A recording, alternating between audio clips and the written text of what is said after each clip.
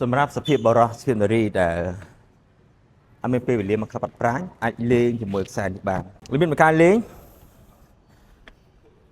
ចាក់ខាងក្រៅឲ្យជាប់បន្តមកទៀតជើងស្មើជើងស្មើបន្ទន់ជង្គង់បន្តិចហើយខ្លួនអែនទៅមុខបាទនេះខ្លួនអែនទៅមុខហើយនៅពេលនៃការទាញយើង starter កន្លែងនេះណាឃើញទេអែនណាចាប់តាមអោនទៅមុខស្របទៅតាមជាមួយនឹង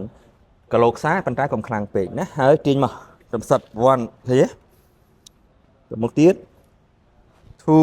ខេ3អូខេទៅកេះហ្នឹងដំណឹងជើងឲ្យជាប់ហើយយើងកម្រើធំតែខ្នងបានយកខ្នងយកមកទាញណាបញ្ជាក់ថាពេលដែលទាញកុំប្រើកម្លាំងកពួនដៃនិងដំដៃច្រើនពេកគឺប្រើកម្លាំងក្នុងការទាញណានេះឃើញទេរៀបនេះហើយលេងចំនួន30ដងចំនួន4ជុំដូចគ្នាអញ្ចឹងដើម្បីឲ្យបានខ្នងស្អាតណា